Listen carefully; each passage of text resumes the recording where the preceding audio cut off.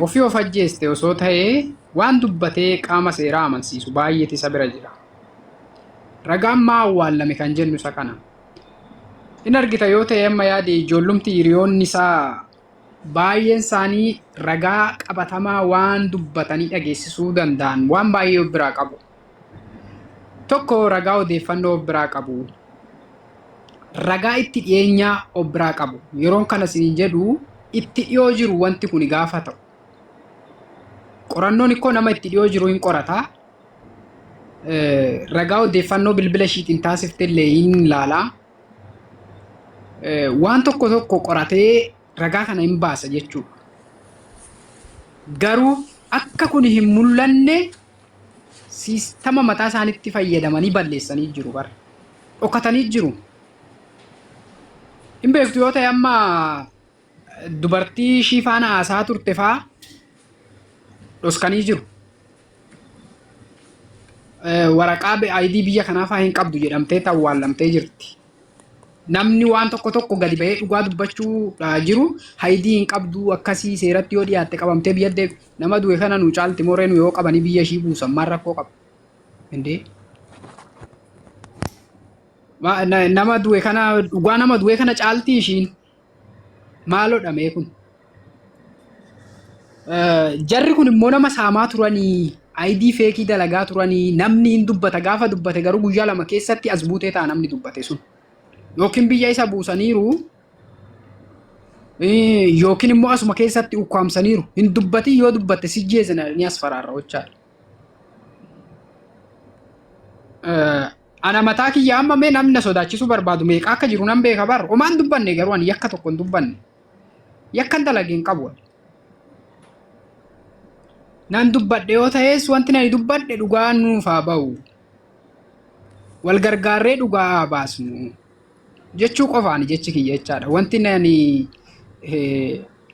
mucaan kun akkasii waan tokko waan biraa waan nan dubbadhe hin qabu jechaadha. Tokko hojii isaa warri hojjetaniif feemasii fakkaatanii hojii isaa warri hojjetaniif jalqabuma gamoo darbii salgaffaarra gadoof gadheedhanii postotan. Jarri kun seeraan nu gaafatamuu qabu hunda'uun viidiyoo isaanii viidiyoo nama meeqatan of biraa qaba akkas jedhanii kan postotan jechuudha. Gizee ishiin gadoof gattu nagarree bira hin jirru jedhu gaafa gaafatamanii yeroo kaan immoo gadi of gatteedhanii tooyinuu immoo nu amansiisu asirra. Isaafiyyuu isa kana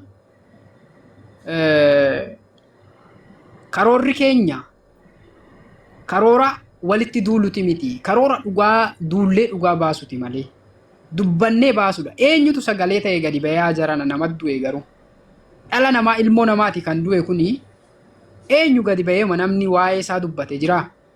Arrammoo guyyaa meeqa gidduutti nu irraaffachiisudha. Inda'uum amma waan sin dhibu keessaa laalatiin tureen gaafa ishiin duute san feema sirbuma dhimma isheedhuu fi taqaaxxalu jedhu tokkotu ba'ee gaafa dhugaa rabbiiti gaafa ishiin duutu san irra nama postote nama meeqan arge jechaadha. Nama sagalee nuu taa'e dheegutu sirba akkasii postotaa ture. Naanumti qofti yoo naaseen ta'uu namni yaada qabdan yaada keessan dubbadhaa. Zinnaash yaada qabdaa? Waa tokko dubbadhaa koi dhiifama. Yaadni maal jettee turte eebbanii mana qulqulleessaa jettee biraa bahee deeme. Eebba sunuu seera jala ooluu qaba. Yoo eebba sun qabame mucaan biraa bahee sun yoo qabame inni sunillee abbaan dhimmaa sunillee mul'achuu qaba. Kanaafuu eebban inni biraa bahee deeme suni qabamuu qaba innumaan. Eebbumtu sun jechuudha. Akka seeratitti mucaan kun abbaa irraa darbe hin beeknu miti abbaa isa bira ishii bira jiru hin beeknu miti inni garuu ishii bilbilee waamee biraa bahee deemee waan inni godhee deeme iyyuu hin beeknu. Kanaafuu kanarraas eebbaa minaamini keessan dhiisa eebba sunuu seeratti dhiyaachuu qaba akka seeratitti. Akka seeratitti innuu seeratti dhiyaate ta'uu qoratamuu qaba. Eebbichuu qoratamuu qaba akka seeratitti. Kanaaf itti fufi namni dubbachuu barbaadan itti fufa. Mee warrumti afaan nama qabachiisu barbaadu kuni warrumti nama ala deemee wannan taane barreessu kuni yoo danda'e Barreeffama Imaamii la ofii yoo of barbaade baafattee kan jettu tuni. yoo Imaamii barbaade wallaggaa kana immoo gadi qabee sitti mala. Gadi qabee sitti mashi. Gadi qabee sitti ma. dhisi Mudannoo obseedhaa kenne kana laa. Mudannoo obseedhaa kana laa. Akkasumatti waan akkuma amma jalatti barreessitu kana dubartiidhaan akkasumatti siifaa kennuun kana caaleen jiru si galee. Atis akkasumatti of abbaafatta. Akka isheen of abbaafattee ofii of darbitee jettu sanitti atis of darbachirra. Si galee. nama jala jirutti yaada hin kennina. Qimam yoo yaada qabaatte ol seeni yaada faallaa qabda yoo ta'e kootu dubbadhu.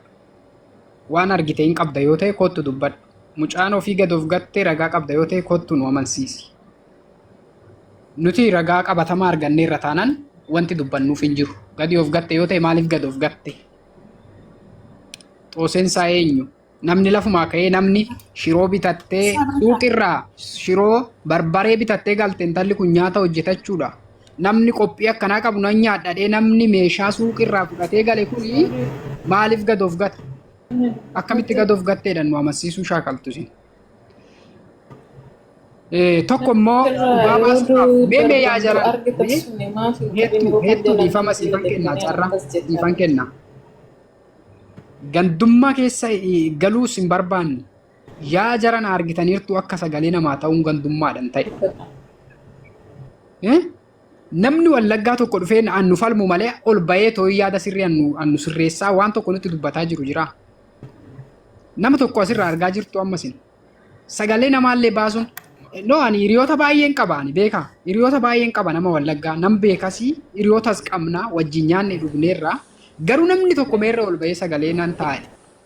Nu arrabsuurraa kanaaf sagalee amma mee viidiyoo isaan dalagan immoo otoo asitti baasne Strongi sagalee isaan dalagan mee sibira jira meeqaatama jira jechuudha. Liivii banatanii akkamitti akka haasa'an. Osoo isa sanis kaasnee baan dhaggeeffachiisnee ani na ajaa'ibeera bakka. Dhugaa baasuun akka kanaa gandummaa hin barbaachisu waa jiran. Waan kun boru simbiratti sin dhufa. Nama hunda waan mudatu.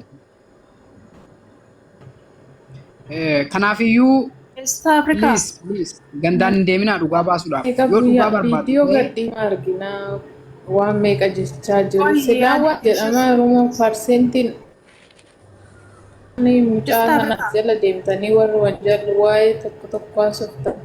Intala wanni kana qimamii kan jedhu qimamii wallaggaati kan jedhu intala shaarmuxaa kana jala biroo illee dhaqan. Warra wanti hin taane barreessitan.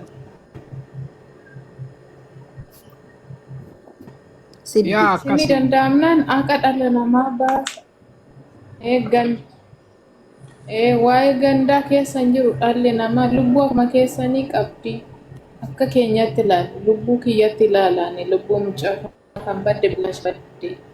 Maaliif kan jedhu natti dhaga'ame akkasitti isinitti dhaga'ame. Sani. Wanti anaan guboo jiraatame waan meeqarra waan kamirrayyuu jechuudha.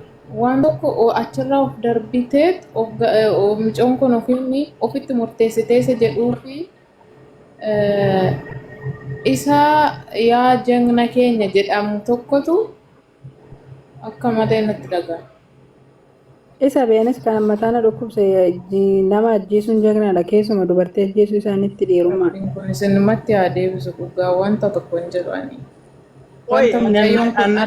warrumti lomti armallaani TikTok kanarraa yaa oolu kuni as fakkaatanii achi fakkaatanii nama ajjeese faarsanii eessa baahii ga'uudhaaf jechuudha fooluudhaaf immoo nama sana yaaddeti immoo wannuma shinnaa galuu deeni beektaa? Siddiidha sijjamar siddii galamoota waadhaaf abbaa biratti hin guddanne mana hoteelatitti diqaalattis qoota gandaa faana guddatte malee namni maaraqa qabu hin dubbattu. Namni maaraqa qabu sagalee kanaaf eenyumtuu namni walirraa deebi'u hin jiru jechuudha. Hanga dhugaan kun bahutti eenyumtuu namni mataarraa gadi wal bu'u hin jiru jechuudha. Omaayyuu olis kaattan gadis kaattan olis odeessitan gadis odeessitanii isinis waan isin fiddan hin jiru jechuudha. Kana bichaa beekaa.